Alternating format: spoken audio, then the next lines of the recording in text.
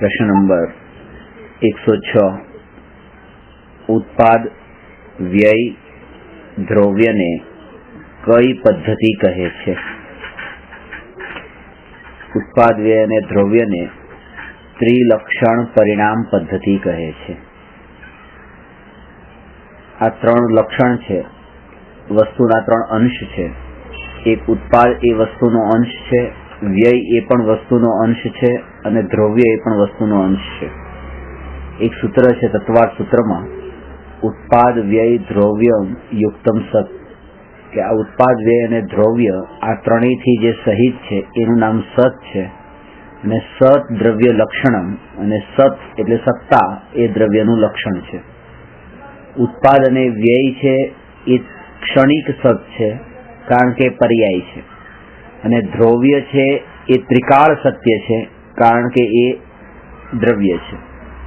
એટલે દ્રવ્ય અને પર્યાય વચ્ચેનો એ ભેદ કરીને અને બંનેને અહીંયા એક સાથે બતાવ્યા છે। ઉત્પાદ વ્યય અને દ્રવ્યને ત્રિલક્ષણ પરિણામ પદ્ધતિ કહેવાય। એમાં એક પર્યાયનો ઉત્પાદ થાય ત્યારે બીજી પર્યાયનો વ્યય થાય છે। આની ચર્ચા પહેલા આપણે થોડી કરેલી છે અને એ બંનેની વચ્ચે જે ટકીને રહે છે એ દ્રવ્ય છે।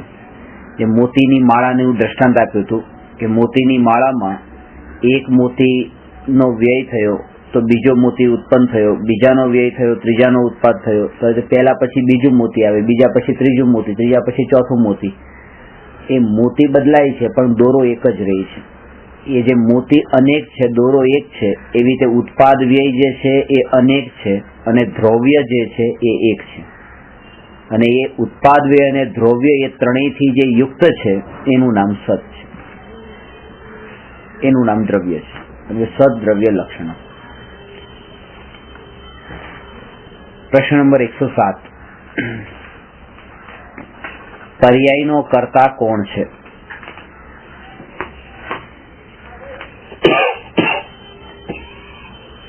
समयसार में अमृतचंद्र आचार्य पर्यायना कर्तापणानी वात करी छे। पर्याय ज्यारे कहीए त्यारे पर्याय शब्दना जे कार्य ने पर्याय एक ज वात छे। एटले कोई पण कार्य थाय ए कोनाथी थाय छे? આપણે જે કાર્ય કહીએ છીએ એ સ્થૂળ કાર્યને જ કાર્ય કહીએ છીએ કે ખાવું, પીવું, ચાલવું, બેસવું, ઉઠવું, આ બધા કાર્ય। પણ અહીંયા જે કાર્ય શબ્દનો પ્રયોગ પરિણમન માટે કર્યો છે કે વસ્તુમાં જે પરિણમન થાય છે એ પરિણમન જ એનું કાર્ય છે। એટલે બદલાવ એ કાર્ય। દાખલા તરીકે અત્યારે આ કાગળ છે, આ કાગળ પણ અત્યારે કાર્ય કરી રહ્યો છે। એના જે સ્પર્શ ગુણની પર્યાય, રસ ગુણની પર્યાય, ગંધ ગુણની પર્યાય, વર્ણ ગુણની પર્યાય પોતપોતાની વર્તમાનની એ સમયની યોગ્યતાનુસાર એ પરિણમન થઈ રહ્યું છે। અને દરેકે દરેક વસ્તુ નિરંતર જે બદલાઈ રહી છે એ બદલાવ જ એ વસ્તુનું કાર્ય છે। અને એ કાર્યનો કર્તા કોણ છે એની અહીંયા વાત છે કે યહ પરિણમતિ સહકર્તા, જે કાર્ય રૂપે પરિણમન કરે છે એ જ કાર્યનો કર્તા છે। તો કાર્ય રૂપે પરિણમન આમાં બે વસ્તુ છે કે કાર્ય રૂપે પરિણમન કોણે કર્યું? તો કે પરદ્રવ્ય એ તો કાર્ય રૂપે પરિણમન કર્યું નથી, એટલે પરદ્રવ્ય એ કાર્યનો કર્તા નથી। એના ઉપર આરોપ આપવામાં આવે છે અને એટલા માટે કે જે પોતે કાર્ય રૂપે ન પરિણમ્યું હોય પણ કાર્યની ઉત્પત્તિનો આરોપ જેના પર આપવામાં આવ્યો હોય એને નિમિત્ત કારણ કહેવાય છે। એ નિમિત્ત છે, પણ જે પોતે કાર્ય રૂપે પરિણમ્યું હોય એ ઉપાદાન કારણ છે અને ઉપાદાન કારણ એ જ કાર્યનું વાસ્તવિક કારણ છે। નિમિત્ત કારણ એ કાર્યનું ખરું કારણ નથી, એ ઉપચારથી કહેવામાં આવેલું કારણ છે। અને એમાં કુંભાર એ માટલા રૂપે પરિણમતો નથી। આગના અંદર શેકાવવું પડે જો કુંભારે એ માટલાનો કર્તા બનવું હોય તો, પણ જે માટી પોતે આગમાં તપી છે, બળી છે, એ માટી પોતે એનો કર્તા છે કારણ કે માટીએ પોતાનું બલિદાન આપી દીધું છે। જે પોતાની જાન આપી દે છે એ કાર્યનો કર્તા છે। કુંભાર તો એવો ને એવો બેઠો છે પણ માટીએ પોતાની પિંડની પર્યાયનું બલિદાન આપીને માટલા રૂપે પરિણમી છે। એટલે પોતાની એક પર્યાય તો એ નષ્ટ થઈ ત્યારે આ પર્યાય ઉત્પન્ન થઈ છે. તો એવી એ ભૂતકાળની પર્યાય જેણે બલિદાન આપી એવી જે માટી, એ માટી આ માટલાની પર્યાયનો જે ઉત્પાદ થયો છે એનો ખરો કર્તા છે. એટલે માટી કરતા છે, એટલે અહીંયા પર દ્રવ્ય પણ કરતા નથી, અને કોઈ એમ પણ માનતા હોય છે કે પર્યાયનો કરતા છે. માટલું છે માટલાનો કરતા, માટલું એ માટલાનો કરતા નથી, કારણ કે માટલું એ તો પરિણમન થયું નથી. પરિણમન તો દ્રવ્યનું થાય છે, પર્યાયનું પરિણમન નથી થતું. પર્યાય તો એને કહેવાય છે કે જે દ્રવ્યનું પરિણમન છે એનું નામ પર્યાય છે. એટલે મીઠાશનું પરિણમન નથી થતું, એ રસનું પરિણમન થયું છે. રસના પરિણમનનું નામ એ મીઠાશ છે. એમ ન કહેવાય કે મીઠાશનું પરિણમન. જો મીઠાશનું પરિણમન કહીએ તો મીઠાશ એ જ દ્રવ્ય થઈ જાય, મીઠાશ એ જ ગુણ થઈ જાય. જો મીઠાશનું પરિણમન કહીએ તો માટીની ત્યાં કેવી શું પરિણમન થયું? માટી પોતે પરિણમી છે એ પિંડમાંથી માટલા રૂપે. કયા ગુણનું પરિવર્તન? એ તો આખી દ્રવ્યની પર્યાયની વાત છે, આખી દ્રવ્યની, કોઈ એક ગુણની વાત નથી. એ પણ આગળ ચર્ચા આવશે કે બે પર્યાય હોય, એક ગુણની પર્યાય હોય અને એક દ્રવ્યની પર્યાય હોય. અને એ જે ખાસ વાત છે એ આકારની પર્યાયની મુખ્યતાથી વાત છે. એમાં પણ બે ભેદ આવશે, અર્થ પર્યાય પણ હોય ને વ્યંજન પર્યાય પણ હોય. કે અત્યારે તમારી પર્યાય છે કઈ પર્યાય છે? કે રાગની પર્યાય છે, અજ્ઞાનની પર્યાય છે, મિથ્યાત્વની પર્યાય છે. કે અમે તો એમ માનતા હતા કે મારી મનુષ્ય પર્યાય છે. કે મનુષ્ય પર્યાય છે વાત સાચી છે, પણ એ વ્યંજન પર્યાય છે. અને આ રાગની પર્યાય છે, આ કષાયની પર્યાય છે, મિથ્યાત્વની પર્યાય અર્થ પર્યાય છે. જે આકાર વાળી વાત છે ને એ બધી દ્રવ્ય પર્યાય કહેવાય છે. અને આકાર સિવાયની જે પર્યાય છે એને ગુણ પર્યાય કહેવાય છે. અને ગુણ પર્યાયમાં એક એક ગુણની વાત હોય છે. જેમ આ સ્પર્શ ગુણની, રસ ગુણની, એવી રીતે આત્મામાં જ્ઞાન ગુણ, દર્શન ગુણ. જ્ઞાન ગુણની પર્યાયને આપણે અજ્ઞાન કીધું, ચારિત્ર ગુણની પર્યાયને રાગ દ્વેષ કીધું, શ્રદ્ધા ગુણની પર્યાયને મિથ્યાત્વ કીધું. તો એ જેવી રીતે ગુણની પર્યાય છે એવી રીતે મનુષ્ય પણ એ ગુણની પર્યાય નથી, એ તો આખી દ્રવ્યની પર્યાય છે. અને એ પણ એક દ્રવ્યની પર્યાય નથી, બે દ્રવ્યની પર્યાય છે. એનું નામ મનુષ્યપણું છે. અને બે પણ અલગ અલગ જાતિના દ્રવ્યની પર્યાય છે. એટલા માટે એનું આખું નામ છે શાસ્ત્રમાં અસમાન જાતિ દ્રવ્ય પર્યાય, એટલે મનુષ્ય. એકલું શરીર હોય તો એને મનુષ્ય ન કહેવાય, તો મળદું છે. આ મનુષ્ય છે એમ નહીં કહેવાય. અને એકલો આત્મા હોય તો એને મનુષ્ય ન કહેવાય. આત્મા અને શરીરનું જે એક સાથે જે પર્યાય છે, એક સાથે અત્યારે વર્તમાનમાં એક ક્ષેત્રાવગાહ પર્યાય, એ પર્યાયનું નામ છે મનુષ્ય. અને એને કહેવામાં આવે છે અસમાન જાતિ. અલગ અલગ જાતિના બે દ્રવ્યોની મળેલી એક પર્યાય. અસમાન એટલે એક સમાન નથી એવા, જુદી જાતિના. અસમાન જાતીય દ્રવ્ય પર્યાય. આનો બીજો કોઈ દ્રષ્ટાંત? આ અસમાન જાતિ દ્રવ્ય પર્યાય છે આ જીવ અને પૂતગલમાં જ ઘટિત થાય છે, બાકી ક્યાં નહીં. ના, કારણ કે બાકી ચાર દ્રવ્ય જે છે એ તો અનાદિ અનંત સ્થિર જ છે ને. પૂતગલ બધા સ્વતંત્ર છે. અને પૂતગલ તો પૂતગલમાં, એ પૂતગલમાં છે તો સમાન જાતિ દ્રવ્ય પર્યાય થઈ જાય છે. પરમાણુ અને પરમાણુ મળે તો એક સમાન જાતિનો સ્કંદ થાય છે, એ સમાન જાતિ દ્રવ્ય પર્યાય છે. આ કોમ્બિનેશન ક્યાંય નથી. આવું કોમ્બિનેશન અસમાન જાતિ દ્રવ્ય પર્યાયનું જીવ પૂતગલમાં છે. એટલે આ ડેફિનેશન યાદ રાખવાની કે એ કાર્ય રૂપે જે પરિણમે છે એ કાર્યનો કર્તા છે. દ્રવ્ય કાર્ય રૂપે પરિણમે છે એટલે દ્રવ્ય એ કાર્યનો કર્તા છે. અને એના જ કારણે આપણે જયારે ભગવાનની પૂજા કરીએ ત્યારે પર્યાયની પૂજા કરવાની ત્યાં ના પાડી. કે પર્યાય રૂપે પરિણમ્યું કોણ છે? ગુણ. પણ ગુણ કોના આશ્રય ટક્યા છે? કે દ્રવ્ય. એટલે દ્રવ્યથી શરૂઆત કરી હતી કે જે દ્રવ્યના અનંત ગુણની અનંત પર્યાય શુદ્ધ રૂપે પરિણમી હોય એ દ્રવ્યને નમસ્કાર કરું છું. નમસ્કાર તો દ્રવ્યને જ થયા.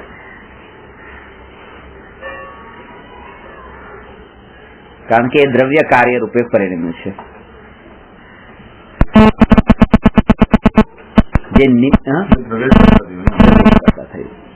પ્રત્યેક દ્રવ્ય એ પોતાની પર્યાયનો કર્તા છે.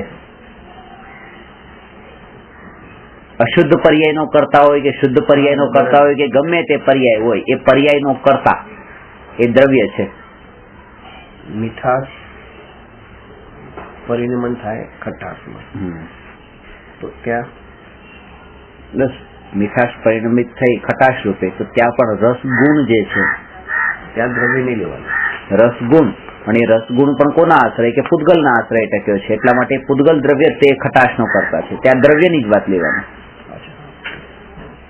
ગુણથી પછી દ્રવ્ય સુધી પહોંચવાનું, પણ દ્રવ્યથી પછી પરદ્રવ્ય સુધી નહીં પહોંચવાનું, કારણ કે ઉત્પાદન અને દ્રવ્યની બાઉન્ડ્રીની અંદર આટલું જ આવે છે, એની બહાર કઈ પોતે નથી. જ કરતા છે.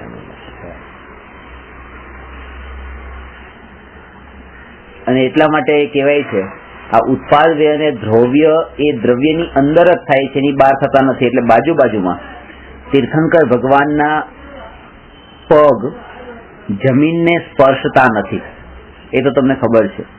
જ્યારે વિહાર કરે છે ત્યારે પણ, અને સમૂહસણમાં તો ઉપર જ હોય છે જમીન પર, ત્યારે એટલે ત્યાં સિંહાસન ને કમળ પર ને એ રીતે બે કમળાસન પર એ બિરાજમાન નથી ત્યાં, પણ એ તો જ્યારે અહીંયા વિહાર કરે છે ત્યારે પણ જમીનથી તો ઉપર જ પગ રહે છે, જમીનથી અધર ચાલે છે. એટલે એમ કહેવાય કે તીર્થંકર ભગવાનના પગ જમીનને સ્પર્શતા નથી. અને કાનજી સ્વામી એમ કહેતા કે તીર્થંકર ભગવાનના પગ જમીનને નથી સ્પર્શતા, પણ આપણા પગે જમીનને સ્પર્શતા નથી. આ વાત ખાસ છે, કારણ કે આપણા અત્યારે પગ જમીનને સ્પર્શેલા તો છે કે નહીં? કેમ? કારણ કે આપણા પગ જે છે એ પગના પરમાણુનો ઉત્પાદવે દ્રવ્ય એ પગના પરમાણુમાં જ છે. એ ઉત્પાદવે દ્રવ્ય જમીનમાં નથી જતો રહેતો, અને જમીનના જે પરમાણુ છે એના ઉત્પાદવે દ્રવ્ય જમીનમાં જ છે, એના પરમાણુમાં. બે પરમાણુના ઉત્પાદવે અને દ્રવ્ય એ પોતપોતાનામાં જ થયા રાખે છે, એટલા માટે બે પરમાણુ પણ એકબીજાને સ્પર્શતા નથી, એમ કહેવાય. મળી નથી જતા એટલે સ્પર્શતા નથી. હવે જેમાં સ્પર્શ નામનો ગુણ છે એવો પગ, અને જેમાં સ્પર્શ નામનો ગુણ છે એવા જમીનના પરમાણુ, એ પણ જયારે એકબીજાને સ્પર્શતા ન હોય, તો જેમાં સ્પર્શ નામનો ગુણ નથી એવો આત્મા, જેમાં સ્પર્શ નામનો ગુણ છે એવા શરીરને કેવી રીતે સ્પર્શે?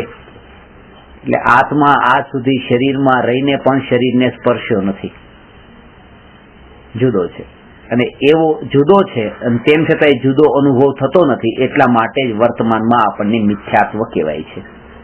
અને જો આપણે જુદો માની લઈએ તો એનું નામ સમ્યક દર્શન છે.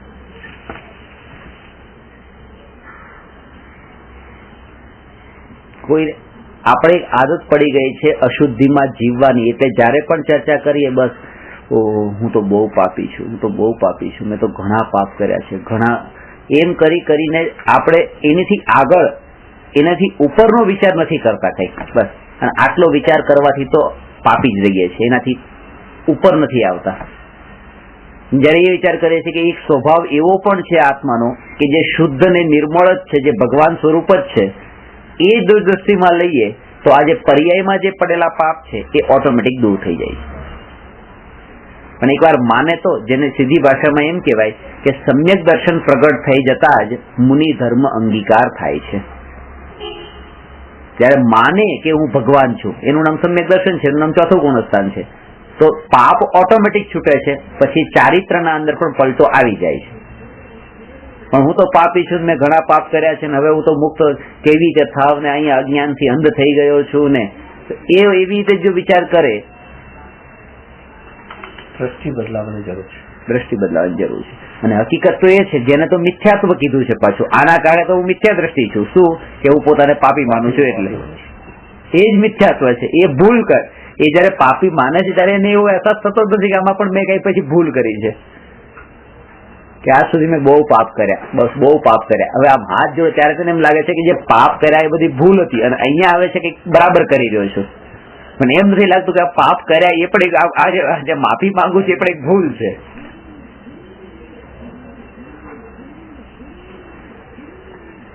ગુણોને પરખવા, બસ,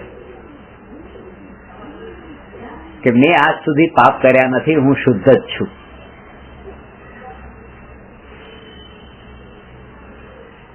અને જ્યારે અનુકૂળતા હોય ત્યારે શુદ્ધ છું એમ નહીં, અનુકૂળતા ને પ્રતિકૂળતાના કારણે શુદ્ધ છું એમ નહીં. સ્વભાવ મારો શુદ્ધ છે એટલે હું શુદ્ધ છું, હું સ્વભાવથી શુદ્ધ છું.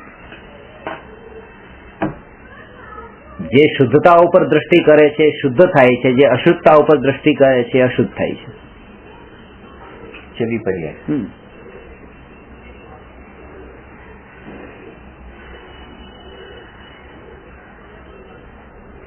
એટલે લોક વ્યવહાર આપણે લોક વ્યવહારમાં પાપ કરતા હોઈએ રૂટીન, સાથે આપણે હું શુદ્ધ છું કે હું શુદ્ધ થઈ શકું છું? ના, શુદ્ધ છું એ સ્વભાવ તો શુદ્ધ છે અને પર્યાયમાં થઈ શકું છું. સ્વભાવથી તો અત્યારે જ છું. જે સમયે પાણી ગરમ છે એ જ સમયે પાણી ઠંડુ છે, અને ઠંડુ છે એટલે પર્યાયમાં ઠંડુ નથી, પર્યાયમાં તો ગરમ છે, પણ સ્વભાવથી તો એ સમયે પણ ઠંડુ છે. સ્વભાવથી એ સમય પણ ઠંડુ છે, પણ જે સ્વભાવથી ઠંડુ છે એટલું માનવાનું છે, એ રૂપે વર્તવાનું નથી કે પછી હું શુદ્ધ જ છું એમ કહીને વર્તવા માંડે. જેમ સ્વભાવ શુદ્ધ કીધો પણ પર્યાય તો અશુદ્ધ જ કીધી છે. પાણી જયારે ગરમ હોય ત્યારે તો માનવાનું એમ કે આનો સ્વભાવ તો શીતળ જ છે, પણ એમ નહીં માની લેવાનું કે આ વર્તમાનમાં શીતળ છે એટલે હાથ લગાડું નહીં તો બળી જશે. ત્યાં તો એનાથી એ તો સ્વીકારવાનું જ છે કે પર્યાયમાં તો આ ગરમ જ છે, ખાલી સ્વભાવ એનો શીતળ છે.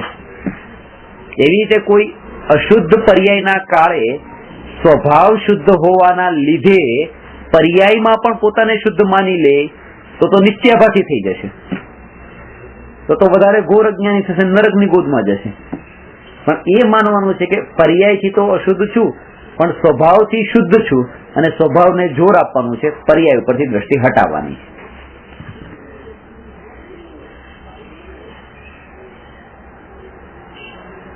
હું ભગવાન થઈ શકું છું, ભગવાન છું અને ભગવાન થઈ શકું છું, આ બંનેમાં અંતર છે કે પર્યાયથી થઈ શકું છું અને સ્વભાવથી છું.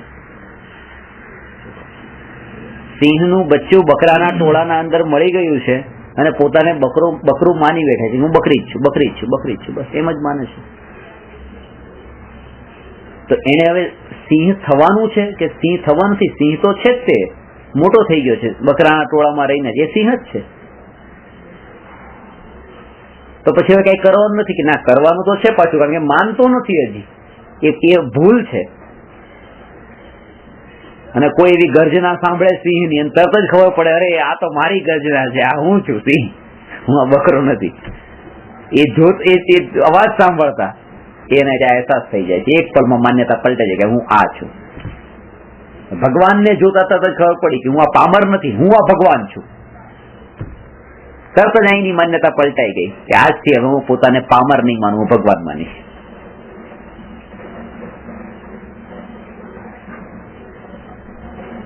એ બકરાના ટોળાની વચ્ચે રહીને જે નિર્ણય કરે છે કે હું સિંહ છું, એવું નહીં કે મેં થોડો દૂર ગયો તો બકરાના ટોળાથી. આ અજ્ઞાની જગતની વચ્ચે રહીને જે નિર્ણય કરવાનો છે કે હું જ્ઞાની છું. ત્યાં તો એ છે કે આ બાકી બધા બકરા છે, ત્યાં તો એ કે આ બાકી બધા પણ ભગવાન છે પાછા. એ કોઈ પાછા પામર નથી, હું ભગવાન છું તો એ પણ ભગવાન છે.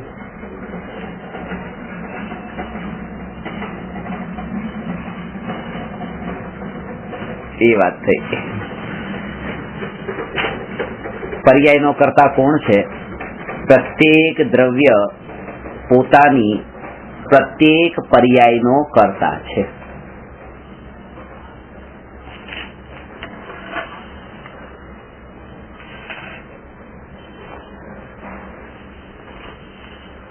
આના ઉપરથી એ પણ સમજવાનું,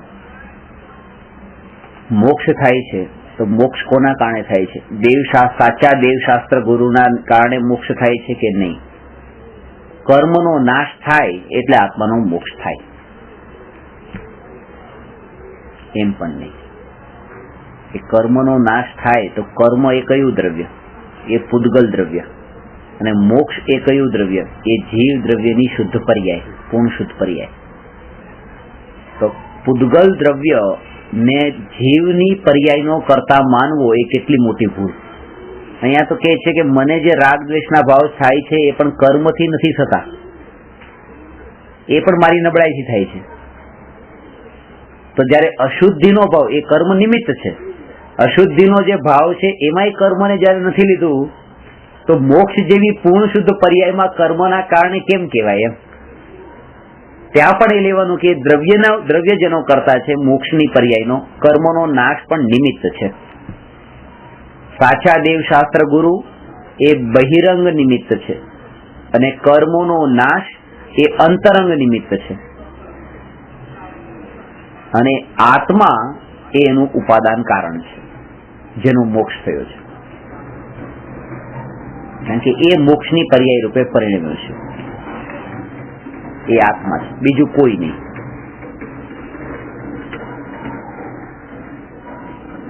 પુણ્યના ઉદયથી તાવ મટી ગયો, દવાથી તાવ મટી ગયો. આ બેમાંથી ખરો કરતા કોણ છે? દવા કરતા છે કે પુણ્યનો ઉદય કરતા છે તાવ મટવા માટે? બહુ સૂક્ષ્મ સિદ્ધાંત છે એટલે અમારે ડિટેલમાં વ્યવસ્થિત કરીને બતાવું છું. બંને નહીં. કારણ કે દવા છે એ દવાની એક ગોળી, તાવ મટી ગયો એટલે કાર્ય, પેલા કાર્યને તમારે જોવાનું. કાર્ય શું થયું કે તાવ મટી ગયો. તો તાવ મટવું એટલે શું કે શરીર ગરમ હતું અને શરીરના પરમાણુ ગરમમાંથી ઠંડા થયા. તો ગોળી છે એ ગોળી શરીરના પરમાણુ ગરમમાંથી ઠંડા રૂપે પરિણમી છે, એ આખા શરીરમાં ઠંડા રૂપે નથી પરિણમી ગઈ. અને જે ઉદય છે કર્મનો એ પણ ઠંડા રૂપે નથી પરિણમ્યો, કારણ કે એ પરમાણુ પણ નીકળી ગયા છે. એ ત્યાં ક્યાં છે? જે અહીંયા ઠંડુ, આમ હાથ લગાડતા ઠંડુ થયું, તો અહીંયા ગોળી પણ નથી અને અહીંયા પુણ્ય પણ નથી. અહીંયા તો શરીરના પરમાણુ જ છે. શરીરના પરમાણુ ગરમ પર્યાય રૂપે હતા, એમાંથી શરીરના પરમાણુ ઠંડી પર્યાય રૂપે થયા. તો શરીરના જે પરમાણુ છે એ પર્યાય રૂપે પરિણમ્યા છે આ ઠંડા ગરમની. એટલા માટે શરીર જ તાવ મટવાનું ખરું કરતા છે, જે કાર્ય રૂપે પરિણમ્યું છે એ જ કાર્યનો કરતા છે. અને આ બધું શું કે દવા એ બહિરંગ નિમિત્ત છે, પુણ્યનો ઉદય એ અંતરંગ નિમિત્ત છે, પણ ઉપાદાન તો બંને નથી. ઉપાદાન તો આ શરીરના પરમાણુ છે, કારણ કે એ જ કાર્ય રૂપે પરિણમ્યા છે.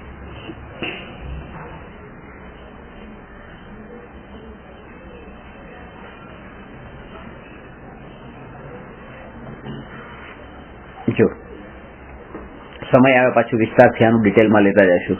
હવે આગળ પ્રશ્ન નંબર 108. શું સમ્યક દ્રષ્ટિને આત્માના અનંત ગુણોનો નિર્વિકલ્પ અનુભવ હોય? કેમ?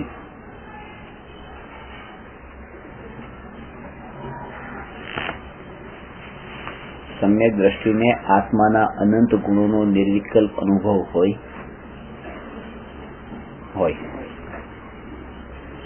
કે ન હોય? પેલા તો અનંત ગુણો નો અનુભવ, આ સમ્યક દ્રષ્ટિ એટલે કયા સમ્યક દ્રષ્ટિની વાત છે? ચોથા ગુણસ્થાન. ચોથા ગુણસ્થાનમાં કેવળ જ્ઞાન તો નથી. કેવળ જ્ઞાન વિના અનંત જણાતું નથી. આપણે લીધું હતું ને સંખ્યાત, અસંખ્યાત અને અનંતમાં. સંખ્યાત કોને કહેવાય? હમણાં કહું. સંખ્યાત કોને કહેવાય? ના, જે ગણી શકાય. કાઉન્ટેબલ ને સંખ્યાત અને અસંખ્યાત અને અનંત. મતિ જ્ઞાન અને શ્રુત જ્ઞાનનો જે વિષય છે એ સંખ્યાત છે. અવધિ જ્ઞાન અને મનઃપર્યાય જ્ઞાનનો વિષય છે એ અસંખ્યાત છે. ને કેવળ જ્ઞાનનો જે વિષય છે એ અનંત છે. આ વાત સમજ. હવે અનંતનું જ્ઞાન જે છે એ કેવળ જ્ઞાન વિના થતું નથી. અને ચોથા ગુણસ્થાનમાં કેવળ જ્ઞાન નથી.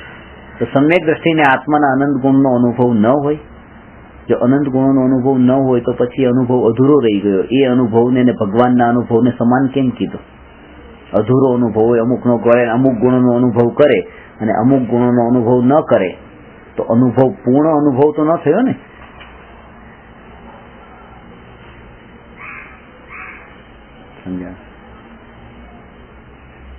જ્ઞાન ગુણનો અનુભવ કર્યો, દર્શન ગુણનો અનુભવ કર્યો, બે ગુણનો કોઈ પણ સુખ ગુણનો અનુભવ ન કરે, વીર્ય ગુણનો અનુભવ ન કરે તો આત્માનો અનુભવ ક્યાં થયો? અધૂરા આત્માનો અનુભવ થયો. આત્મા ખાલી બે ગુણોના પિંડનું નામ આત્મા થોડી છે. આત્મા તો દ્રવ્ય કોનું છે? અનંત ગુણોનો પિંડ, એનું નામ દ્રવ્ય છે. અને અનંત ગુણોનો અનુભવ તો થતો નથી કેવળ જ્ઞાન વિના. તો વાત એમ છે કે અનંત ગુણોનો અનુભવ નથી હોતો, અનંત ગુણોની એકતાનો એકરૂપ અનુભવ હોય છે. એટલે શું કે જ્યારે તમે ચા પીવો છો ત્યારે તમને દૂધનો અનુભવ થાય છે, ચાનો અનુભવ થાય છે, કે કોફી સાકરનો અનુભવ થાય છે, એના અંદર જે કંઈ પણ મસાલા નાખ્યા છે એનો અનુભવ થાય છે, કે આનો ભેદ રૂપે અનુભવ થતો નથી. આ બધું એક એવો અભેદ અનુભવ થાય છે. અને એ અભેદ અનુભવ ને આપણે ચા કહી દીધી કે આ ચા પીધી. એવી રીતે હલવો ખાતી વખતે કાજુનો અનુભવ થાય છે, બદામનો અનુભવ થાય છે, દ્રાક્ષનો અનુભવ થાય છે. કે અનુભવ જયારે થાય છે ત્યારે આ બધું આવે તો છે જ, તે બધું ટેસ્ટ આવે છે એનો, પણ આ કાજુ ને આ બદામ ને આ દ્રાક્ષ એવો અનુભવ થતો નથી. જો એક કાજુનો અનુભવ એ કાજુનો અનુભવ કહેવાય, એક બદામનો અનુભવ એ બદામનો અનુભવ કહેવાય, એક દ્રાક્ષનો અનુભવ એ દ્રાક્ષનો અનુભવ કહેવાય, અને આ બધાનો એકરૂપ અનુભવ એ હલવાનો અનુભવ કહેવાય. અને હલવો, જો આ બધી વસ્તુને 5 વસ્તુ છે તો 5 વસ્તુનો અનુભવ કર્યો એક એકનો, તો 5નો અનુભવ કહેવાય. અને જ્યારે એક હલવો થઈ ગયો ત્યારે 5નો અનુભવ ન કહેવાય, ત્યારે 1નો અનુભવ કહેવાય. એટલે જ્ઞાનીને અનંત ગુણોનો અનુભવ નથી, અનંત ગુણોના પિંડ એવા એક આત્માનો અનુભવ. ગુણ એક પણ છૂટ્યો નથી, એમાં આવી ગયું છે બધું, અને એક આત્માનો અનુભવ છે. અને એક જે છે એ તો સંખ્યાત છે, સંખ્યાત તો મતિશ્રુત જ્ઞાનમાં આવે છે. એના માટે જરૂરી નથી કેવળ જ્ઞાન એકને જાણવા માટે. એકમાં અનંત ગુણો ગર્ભિત છે. કેવળ આત્માનો અનુભવ થાય છે. કેવળ આત્માનો અનુભવ થાય છે. આત્મામાં બધા ગુણ રહેલા છે. આત્મા બધા ગુણ રહેલા છે, બધા ગુણોનો અનુભવ થાય છે. પણ એ અનુભવ જે છે એ કાળની અપેક્ષાએ અંશે થાય છે. એ અનુભવ એવો છે જેવી રીતે કોઈ વ્યક્તિને બુંદીના લાડવાનો અનુભવ થાય અને કોઈને એક બુંદીનો અનુભવ થાય. એ અનુભવની જાતિમાં ફરક નથી, ખાલી એની ક્વોન્ટિટીમાં ફરક છે. ટેસ્ટ તો એ જ જાતિનો છે ને, એક બુંદીમાં પણ. તો એવી રીતે કે ત્યાં જે સિદ્ધ ભગવાનને જે આત્માની અનુભૂતિ છે, એ આત્માની અનુભૂતિ અનાદિથી અનંત કાળ સુધી, સાદી અનંત કાળ સુધી ટકીને રહે છે. અને અહીંયા જે સમ્યક દ્રષ્ટિની અનુભૂતિ થાય છે એ અમુક સમય માટે થાય છે ને પછી છૂટી જાય છે. પણ અનુભૂતિનું સ્મરણ નથી છૂટતું. એ ધારા જે છે જ્ઞાન ધારા, એ જ્ઞાન ધારા નિરંતર ચાલુ રહે છે. અને એ ધારા જે ચાલુ રહે છે એ જ પાછી ફરીથી ત્યાં જવા માટે પ્રેરણા આપે છે, એને પ્રેરિત કરે છે કે જા આત્મામાં જા. કે બાળકે એ જોયું કે મીઠાઈનું બોક્સ છે, મીઠાઈના બોક્સમાંથી એક મીઠાઈનો ટુકડો ખાધો અને ખાતા મોઢામાં ખાધો ત્યાં કોઈ આવી ગયું એટલે પછી એને બંધ કરીને જતો રહ્યો, ભાગ્યો.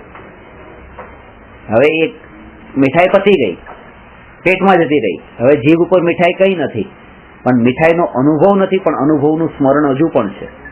અને એ સ્મરણ એને વારંવાર ઇન્સ્પાયર કરે છે એ મીઠાઈના બોક્સ સુધી જવા માટે, કે ક્યારે મોકો મળે ને ક્યારે હું ત્યાં જાઉં. એવી રીતે અનુભૂતિ જે છે એ વેદન વાળી અનુભૂતિ છે.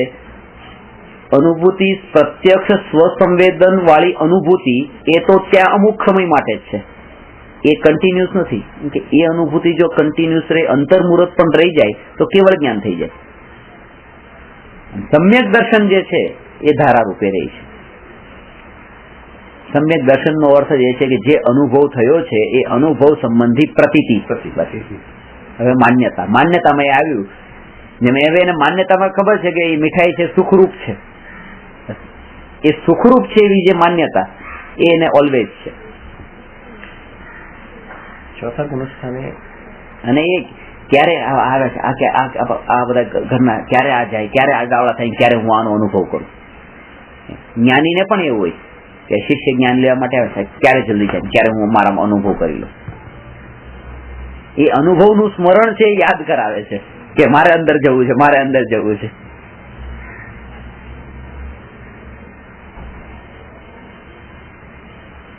અનુભવ તો એમને પણ કરવો છે કે કેવો અનુભવ, એટલા માટે પાછું એ મીઠાઈ ભાજી એ બધાને પણ ખાવી છે, ઘરવાળાને પણ.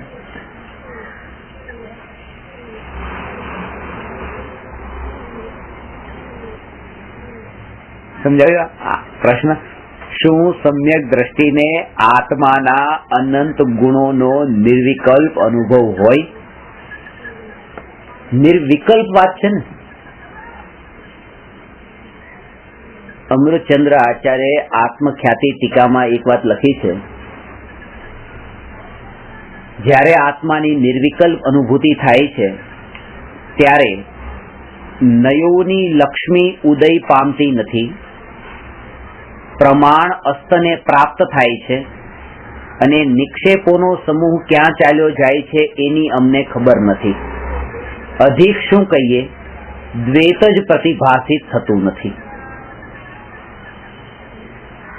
આ અનુભૂતિના કાળની વાત છે. એક વિકલ્પ પણ એમાં વચ્ચે નથી. નયોની લક્ષ્મી ઉદય પામતી નથી. આ જેટલું પણ આ નહીંથી આમ છે ને આ નહીંથી આમ છે ને આ નહીંથી આમ છે ને આત્મા નિશ્ચય નહીંથી શુદ્ધ છે ને વ્યવહાર નહીંથી અશુદ્ધ છે ને એ બધી જે વાત હતી એ ત્યાં નથી.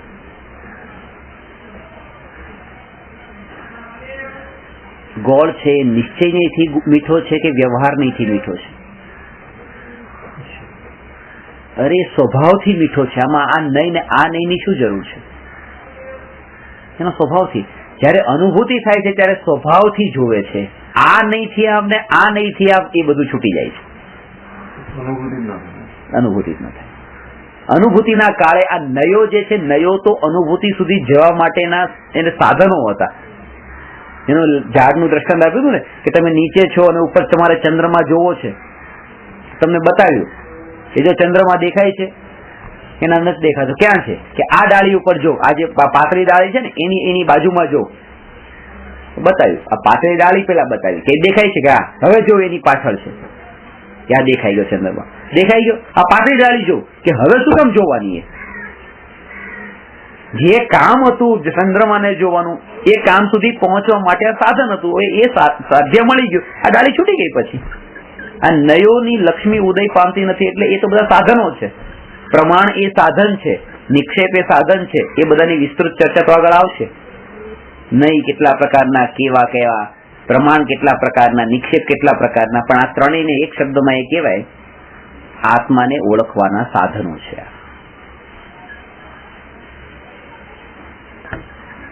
આત્માની અનુભૂતિના કાળે આ નથી. અધિક શું કહીએ, દ્વૈત જ પ્રતિભાસિત થતું નથી. બે વાત પણ નથી ત્યાં.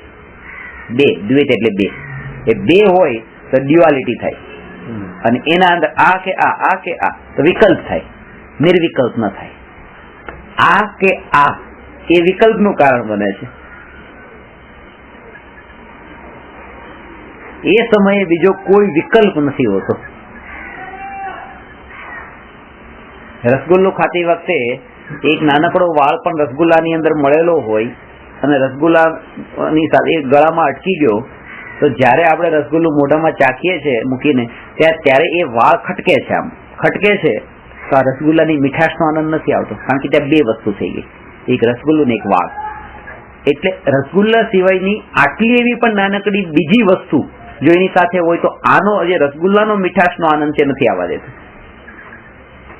એટલે અનુભૂતિના કાળમાં એક આત્મા જ હોય છે. અત્યારે આમ વિષયના ભોગો ભોગવતી વખતે પણ જેના તરફ તમારું અટેન્શન છે, હવે એ તરફ તમે એનો વિચાર કરો, એ સમયે પણ માનો કોઈ બીજાનો વિચાર આવી ગયો તો એ આનંદ ભંગ થઈ જાય છે. એમાં એટલું કોન્સન્ટ્રેશન જોઈએ કે આ જ બસ, બીજું કોઈ નહીં.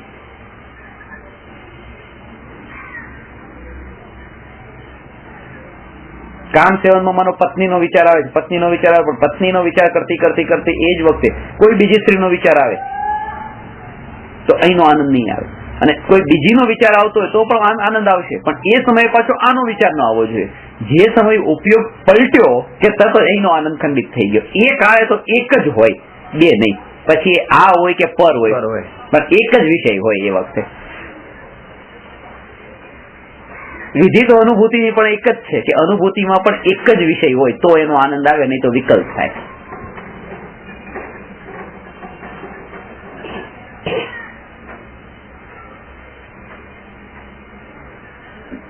વિકલ્પનો અર્થ એ છે કે મૂળ પ્રયોજનભૂત વસ્તુ સિવાયનો બીજો એક પણ વિચાર આત્મામાં ઉત્પન્ન થાય તો એ વિકલ્પ છે. આત્મા સિવાયનો બીજો કોઈ પણ વિચાર એ વિકલ્પ.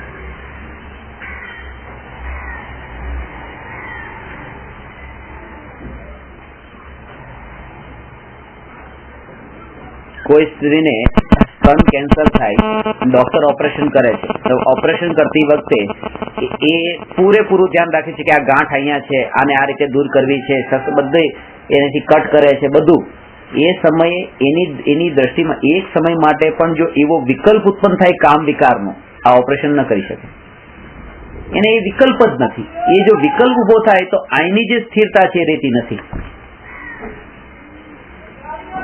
એવી રીતે ત્યાં આત્માના તરફ દ્રષ્ટિ કરતી વખતે બીજો કોઈ પણ એક પણ વિકલ્પ પર પદાર્થનો ઉભો થયો તો અહીંયા જે કોન્સન્ટ્રેશન આત્માનું જે છે એ ચૂકી જવાય છે.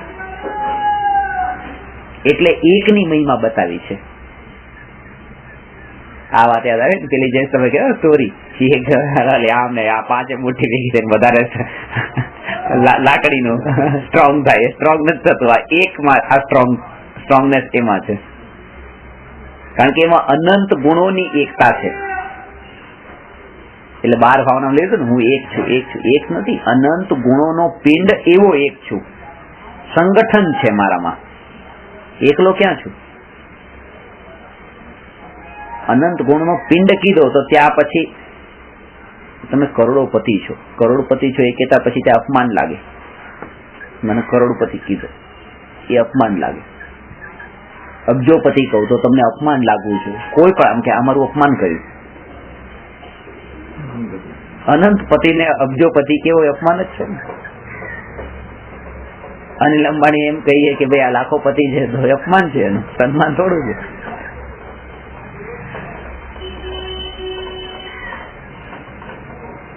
નિરંતર આનો વિચાર રે તો પોતાની પાસે અધૂરું કઈ લાગતું નથી, પોતે પરિપૂર્ણ છે એ અનુભવ થાય છે. આ વાત થઈ.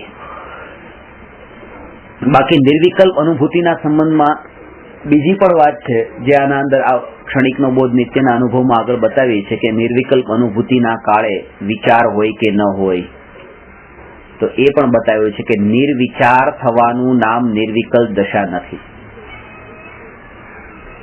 વિચાર રહિત નથી થઈ જવાનું. એનું નામ વિચાર ઇઝ ઇક્વલ ટુ વિકલ્પ એમ નહીં, અને નિર્વિચાર ઇઝ ઇક્વલ ટુ નિર્વિકલ્પ એમ નહીં. કોઈ પણ વસ્તુનો ભેદરૂપ વિચાર એનું નામ વિકલ્પ, અને અભેદ વિચાર એનું નામ નિર્વિકલ્પ. વિચાર એટલે જ્ઞાન. અહીંયા વિચારનો અર્થ જ્ઞાન લેવાનો છે, કારણ કે છદ્મસ્ત જીવોનું જે જ્ઞાન છે એ વિચાર સહિત હોય છે. કેવળ જ્ઞાન જ્યાં સુધી ન થાય ને ત્યાં સુધી વિચાર હોય, જ્યાં સુધી છદ્મસ્ત છે. એટલે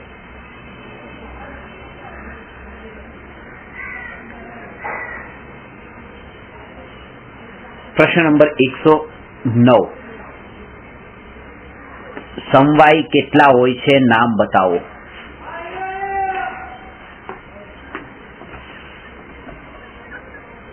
સમવાય પેલા કોને કહેવાય? બરાબર બરાબર. સમવાય કેટલા હોય છે? પછી સમવાય જ્યારે કાર્ય થાય ત્યારે કાર્યની ઉત્પત્તિમાં જે 5 અનિવાર્ય સાધનો ત્યાં હાજર હોય એનું નામ સમવાય છે. 5 વસ્તુની હાજરી નિયમથી 5 હોય જ્યારે કાર્ય થાય ત્યારે. આ તો બહુ ઇન્ટરેસ્ટિંગ વિષય છે. આમાં જ ક્રમબદ્ધ પર્યાય આવી જાય છે. 5 સમવાય. જેમ હલવો તૈયાર થાય તો હલવામાં બદામ, કાજુ, દ્રાક્ષ બધું હોય ત્યારે એનું નામ હલવો. એવી રીતે કોઈ કાર્ય થાય ત્યારે આ 5 વસ્તુ હોય. અને 5 નો સમાન એટલું જ કોન્ટ્રીબ્યુશન છે, એમ નહીં કે વધારે ને ઓછું. સમાન રૂપે જેની હાજરી છે એ સમવાય છે. એ 5 સમવાયમાં આમાં કેટલાક 5 સમવાયમાં નિમિત્ત ઉપાદાનના સિદ્ધાંત પણ સ્પષ્ટ થશે, અનેકાંત સ્યાદવાદ પણ સ્પષ્ટ થશે, ક્રમબદ્ધ પર્યાય સ્પષ્ટ થશે, નિશ્ચય વ્યવહાર સ્પષ્ટ થશે, દ્રવ્યગુણ પર્યાય પણ સ્પષ્ટ થશે. આના અંદર અનેક સિદ્ધાંતો સ્પષ્ટ થશે. એ જયારે લેશું ત્યારે ખબર પડશે. અને એમાં ઘટિત કરતા જશું કે આ 5 સમવાયમાં નિશ્ચય વ્યવહાર કેવી રીતે છે, નિમિત્ત ઉપાદાન કેવી રીતે, ક્રમબદ્ધ પર્યાય કેવી રીતે, જે મુખ્ય છે એ લેશું. સમવાય 5 છે. એના નામ: પહેલો સમવાય સ્વભાવ, બીજો પુરુષાર્થ, ત્રીજો કાળલબ્ધિ, ચોથો નિમિત્ત અને પાંચમું ભવિતવ્યતા. એને એમ પણ કહેવાય સ્વભાવ, પુરુષાર્થ, કાળલબ્ધિ, ભવિતવ્યતા અને છેલ્લે 5મા નંબર ઉપર નિમિત્ત રાખ. એ રીતે પણ કહેવાય. અલગ અલગ અપેક્ષા છે એ કેમ એ પણ બતાવીશ કે સ્વભાવ, પુરુષાર્થ, આ પુરુષાર્થની જે વાત કરી, દરેકે દરેક કાર્ય થાય ત્યાં 5 સમવાય હોય.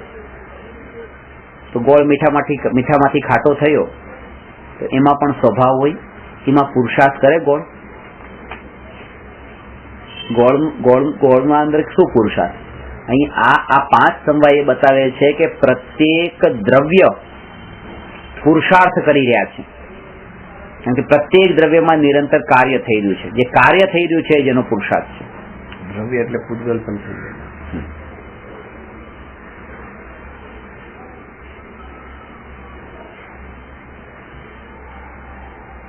પ્રત્યેક દ્રવ્ય કાર્ય કરી રહ્યું છે. 6 દ્રવ્ય જ્યાં જ્યાં કાર્ય થાય છે, જ્યાં પર્યાય પલટાય છે ને, પર્યાય પલટાવું એ જ કાર્ય, તો જ્યાં કાર્ય થાય છે ત્યાં આ 5 સમવાય હોય છે. એટલે એ આખું બ્રોડ વિઝન થી આ ડેફિનેશન સમજજો કે સ્વભાવ કહું ત્યારે સ્વભાવ 6 દ્રવ્યની અંદર, પુરુષાર્થ એટલે 6 દ્રવ્યમાં, કાળલબ્ધિ 6 દ્રવ્યમાં, એ રીતે લેવાનું. ભવિતવ્યતા ને નિમિત્ત.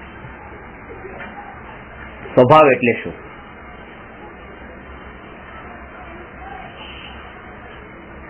પ્રત્યેક દ્રવ્યમાં જે પર્યાય રૂપે એ પરિણમિત થાય છે એ પર્યાય રૂપે પરિણમિત થવાનો એનો સ્વભાવ હોય છે, એટલે પરિણમિત થાય છે.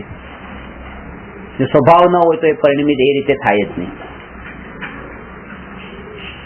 દાખલા તરીકે કે આત્મામાં રાગ દ્વેષ થાય છે, તો શું કામ થાય છે? આત્માનો સ્વભાવ છે રાગ દ્વેષ કરવાનો. એ ટેબલ ખુરશીનો સ્વભાવ નથી, આત્માનો સ્વભાવ છે. કયો સ્વભાવ? કે ચારિત્ર ગુણ છે ને. આ પરિણમન કોનું છે? ચારિત્ર ગુણનું પરિણમન છે. ચારિત્ર ગુણ જે છે એ તો આત્માનો સ્વભાવ છે. જ્ઞાન ગુણ છે, આત્માનો સ્વભાવ છે. જાણવું જે કાર્ય થઈ રહ્યું છે એ કેમ થઈ રહ્યું છે? આત્માનો સ્વભાવ છે. અને સ્વભાવ હોય તો જ એ કાર્ય થાય. પૂતગલનો આ વસ્તુ ઠંડા ગરમ રૂપે પરિણમી રહી છે, આ મીઠા ખાટા રૂપે પરિણમી રહી છે. કેમ? કારણ કે આનો સ્વભાવ છે. આ પૂતગલનો સ્વભાવ છે સ્પર્શ, રસ, ગંધ, વર્ણ રૂપે પરિણમવું. જીવનો સ્વભાવ છે જ્ઞાન, દર્શન, સુખ, વીર્ય રૂપે પરિણમવું. એનો સ્વભાવ છે. અને પુરુષાર્થ કોને કહેવાય? કે સ્વભાવ જે હોય છે એ ત્રણેય કાળમાં હોય છે, અને પુરુષાર્થ જે હોય છે એ ક્ષણ માટે હોય છે. એટલે દ્રવ્યની શક્તિ, પુરુષાર્થની પરિભાષા એ છે, દ્રવ્યની શક્તિનો જ્યારે દ્રવ્યમાં વપરાશ થાય એનું નામ પુરુષાર્થ છે. અત્યારે આત્મા પણ પુરુષાર્થ કરી રહ્યો છે. પુરુષાર્થ કરવાનો મતલબ એ નવરો નથી બેઠો, એ પરિણમવું. જે માટી પોતે માટલા રૂપે પરિણમી, એ જેનો પુરુષાર્થ. ગોળ છે મીઠામાંથી ખાટા રૂપે પરિણમ્યો, એ જેનો પુરુષાર્થ. એનું જે પરિણમન જે છે જેનો પુરુષાર્થ છે. આત્મા છે જાણવા રૂપે પરિણમે છે, એ જ આત્માનો પુરુષાર્થ.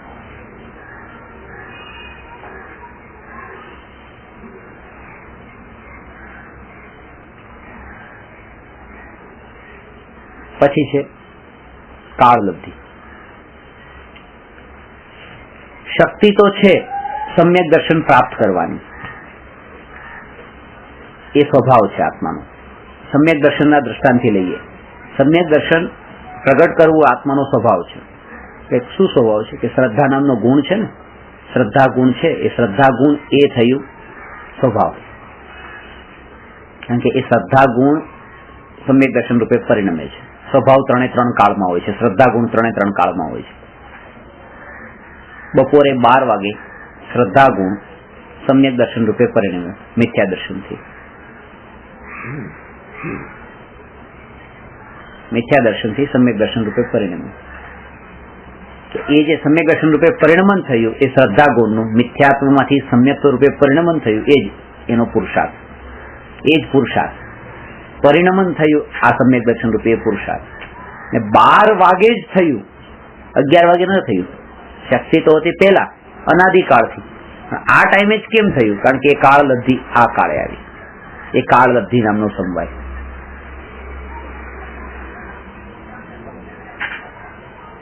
ને કોના કારણે થયું? આમ તો આ પોતાનું પરિણામ પોતાની શક્તિથી થયું, પણ નિમિત્ત પણ ત્યાં હતું. નિમિત્ત વગર પણ નથી થતું. કાર્ય નિમિત્તથી થાય છે એમ પણ નથી, અને નિમિત્ત વિના થઈ જાય છે એમ પણ નથી. નિમિત્તની હાજરી તો હોય જ છે. એટલે સાચા દેવશાસ્ત્ર ગુરુના નિમિત્ત વિના સમ્યક દર્શન થતું નથી. 2 પ્રકારના સમ્યક દર્શન છે ને, નૈસર્ગિક ને અધિગમજ. એક તો ગુરુના ઉપદેશથી થાય ને ઉપદેશ વિના પણ થાય. પણ ઉપદેશ વિના જે થાય છે એ એવું નથી ઉપદેશ સાંભળ્યો જ નથી. ઉપદેશ ક્યારેક તો ભૂતકાળમાં સાંભળ્યો હતો. એટલે સાચા દેવશાસ્ત્ર ગુરુના ઉપદેશ વિના તો થતું જ નથી. ભલે આ કાળે સાંભળ્યું કે પછી સાંભળ્યું, પહેલા સાંભળેલું હોય. સમોસરમાં બેઠા બેઠા જ ભગવાનની વાણી સાંભળતા સાંભળતા જ સમ્યક દર્શન થઈ જાય તો એ પ્રત્યક્ષ સમ્યક દર્શન થઈ ગયું, સાક્ષાત. અને પછી ઘરે જઈને થાય તો એ પછી પરોક્ષ રૂપે કહેવાય. એને નૈસર્ગિક કહેવાય, નેચરલ. અને આ અધિગમ જ કહેવાય. ગુરુના યોગમાં થયું, ભગવાનના યોગમાં થયું, જે યોગમાં થઈ જાય. એટલે સાચા દેવશાસ્ત્ર ગુરુ એ નિમિત્ત કારણ છે. નિમિત્ત પણ હોય આ કાર્ય થયું ત્યાં. દર્શન મોહની કર્મનો ઉદય ટળી જવો, ઉપશમ થવો, ક્ષય થવો કે ક્ષયોપશમ થવો, એ જે છે તો એ સમ્યક દર્શનનું પાછું એ પણ નિમિત્ત કારણ છે. સાચા દેવશાસ્ત્ર ગુરુ બહિરંગ નિમિત્ત કારણ છે. કર્મોનો ઉપશમ, ક્ષય ને ક્ષયોપશમ અંતરંગ નિમિત્ત કારણ છે. અને આ 4 સમવાયનું યથા યોગ્ય આ કાળે મળવું, આવું કેમ થયું? થવા યોગ્ય આમ જ હતું. આમ કેમ આકુળતા ટાળવા માટે આ સમવાય બહુ ઉપયોગી છે. બસ આ કાળે આમ જ હોય, થવા યોગ્ય થાય છે અને જાણનારો જણાય છે. આજ ભવિતવ્યતા એક બધાનો સમૂહ, એક રૂપ, એનું નામ ભવિતવ્ય. આમ જ હોય. ક્રોધ કષાયનો ઉદય થતા બીજાનું બુરું કરવાની ઈચ્છા કરે છે, પણ બુરું થવું કે નહીં થવું એ ભવિતવ્યને આધીન છે. માન કષાયનો ઉદય થતા બીજાને નીચો પાડવાની ઈચ્છા કરે છે, પણ એ નીચો પડે કે ન પડે એ બધું ભવિતવ્યને આધીન છે. માયા કષાયનો ઉદય થતા એ છળ કપટથી કાર્ય સિદ્ધિ કરવા ઈચ્છે છે, પણ કાર્ય થવું કે નહીં થવું એ ભવિતવ્ય અનુસાર છે. લોક કષાયનો ઉદય થતા પરિગ્રહ ભેગો કરવા ઈચ્છે છે, પણ એ વસ્તુ મળવી કે ન મળવી એ બધું ભવિતવ્યતા અનુસાર છે. એટલે પોતાનું જે આ કરેલા કષાય છે એ બધા જ નકામા જાય છે. ઉલટા કર્મ બાંધનારા છે, એ કાર્ય સિદ્ધિ કરાવનારા નથી. ત્યાં તો એ થાય છે જે થવા યોગ્ય છે. એવું મોક્ષના પ્રકાશકમાં લખ્યું છે. ભવિતવ્યતાના ડિટેલ્સ શું છે? આપણે જે વિચારો કરીએ આમ તો ફોગટ જ છે. આમ ફોગટ નથી જતા, કરમ બાંધીને જાય છે. કરમ બાંધીને જાય એટલે ફોગટ તો ગયા જ નહીં, કઈક કરીને ગયા. પણ જે આપણે એના માટે એટલા માટે જ કીધું કે એના માટે નહીં કરવાના. એક દશા તો એવી આવે છે કે પછી એ વિકલ્પોનો પણ વિકલ્પ કરતા નથી. આ મને અત્યારે કયા કયા વિકલ્પ આવે છે, મારા હાથમાં આ સમયે આ વિકલ્પ, મારા હાથમાં મને તો કેવા કેવા ઉદય આવે, કેવા કેવા વિકલ્પ આવે છે. અને એ વિકલ્પ ના આવવા જોઈએ, આવો વિકલ્પ ના આવવો જોઈએ, આવો વિકલ્પ ના આવવો જોઈએ, તો વિકલ્પ પાછા વધે છે. એટલા માટે જ કીધું કે વિચારનો વિચાર તો કરવો, પણ પછી એક સમય એવો આવે કે વિચારનો પણ વિચાર છોડી દો અને ન્યાયક ઉપર દ્રષ્ટિ કરો. એમ નહીં કે વિચારનો વિચાર છોડી દે તો ત્યારે છોડેલો જ છે, બિઝનેસમાં લઈ ગયા છે. એ વિચારનો વિચાર છોડીને ન્યાયક તરફ આવો તો આ વિકલ્પો ઓટોમેટિક શાંત થઈ જશે. ન્યાયકના લક્ષ્ય વિકલ્પ ટળે છે, વિકલ્પના લક્ષ્ય વિકલ્પ ટળતા નથી, વિકલ્પ વધે છે.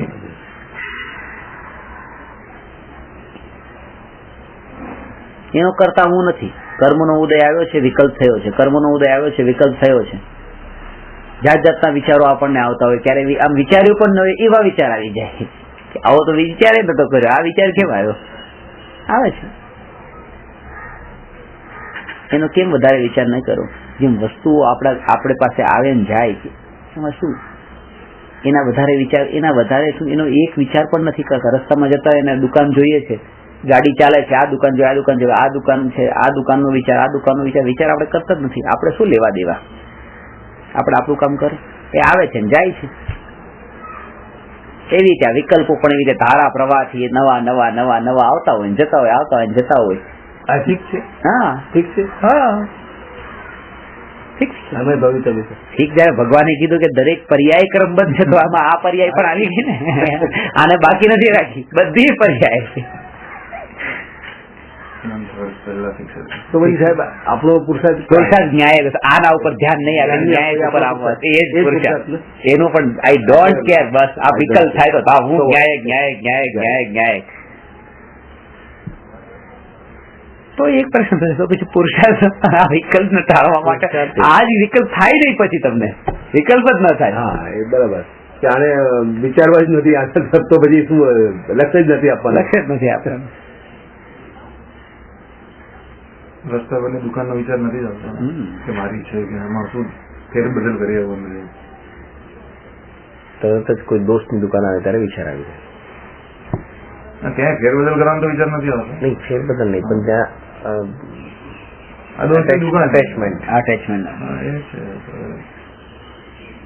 એ વિકલ્પ જાત જાતના આવતા. અમુક વિકલ્પ આપણને અસર ન કરતા, પણ અમુક વિકલ્પ અસર કરતા હોય. કેટલા વિકલ્પ, આમના વિકલ્પ આને ફોન કરવો છે, પણ ઠીક છે વિકલ્પ આવી ગયો, પણ આને ફોન કરવો છે, એને તો કરી દો અત્યારે જ, તો એ વિકલ્પ અસર કરી ગયો, કારણ કે ત્યાં વધારે અટેચમેન્ટ છે. વિકલ્પ તો જાત જાતના આને આમ નથી કર્યું, આમ કરવું જોઈએ, એને આ રોડ બનાવ્યો છે ખાડા નીકળે કેમ ધ્યાન નથી રાખતા, એ આવે છે કેમ નથી કર્યું આવું? ખાડામાં પડવાનું, એના ખાડા નથી આવે, એને ખાડામાં પડવાનું હોય ને. મારા સંસારના ખાડામાં નથી પડવું એટલે મારાના વિકલ્પ કરવાનો નથી. મુંબઈ ગવર્મેન્ટ બહુ કામ કરે છે, બધા ફ્લાયઓવર એટલા બધા બનાવ્યા, એટલા બધા, મારે શું લેવા દેવા, કામ કરે છે કે નથી કરતી. ત્યાં પછી વિચારે કે આ થવા યોગ થયું છે તો સવારે જશે, તો પછી કે એવું જ છે, એવું જ થવાનું. તમારે જયારે વિચાર કરવો જ છે તો પછી એનો શું કામ, ન્યાયકનો કેમ નહીં? મારો પ્રશ્ન તો એ છે કે બસ હું આનો જ્ઞાતા દ્રષ્ટા રહું, જે થઈ રહ્યું છે એનો જ્ઞાતા દ્રષ્ટા રહું, પણ મારે જ્ઞાતા દ્રષ્ટા જો રહેવું છે તો પછી આનો શું કામ, હું પોતાનો રહું ને. પરનો જ્ઞાતા દ્રષ્ટા પણ પછી શા માટે? પરમાં જવું જ નથી મારે. પછી જો કામ તમારે ખરેખર જ્ઞાતા દ્રષ્ટા રહેવું હતું તો તમને અસર નહીં થાય. જો ખરા દિલથી કહેતા હતા ને કે મારે તો જ્ઞાતા દ્રષ્ટા રહેવું છે, તો પછી સ્વભાવનું રહેવામાં તકલીફ નહીં પડે. પણ હજી અહીંયા કઈક ગડબડ કરવી હશે તો સ્વભાવ રહેવામાં તકલીફ પડશે, કારણ કે પછી ગડબડ નહીં થાય અહીંયા પરમાં.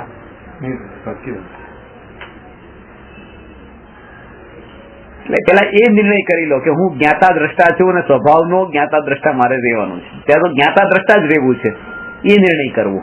અને પછી એ કોઈ પણ જ્ઞેય છે કે આ જ્ઞેયનો જ્ઞાતા રહું કે આ જ્ઞેયનો જ્ઞાતા રહું કે આ જ્ઞેયનો, મને ફરક નથી પડતો. હું પછી રસ્તામાં કાદવ કીચડનો પણ જ્ઞાતા રહું કે ન્યાયકનો જ્ઞાતા રહું, ત્યાં પછી ફરક નથી પડતો, કારણ કે જેને જ્ઞાતા જ રહેવું છે નિર્ણય પાક્કો થઈ ગયો છે. એટલે એ નિર્ણય તો કરી લે. આ થયું.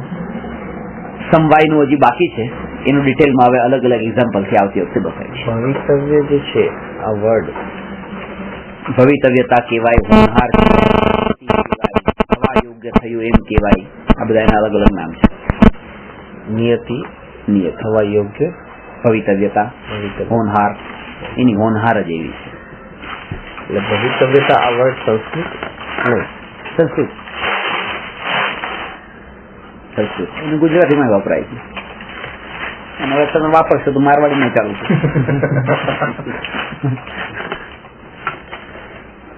નમો અરહંતાણમ નમો સિદ્ધાણમ નમો આયરિયાણમ નમો વજ્જાયાણમ નમો લોયે સવસાહુ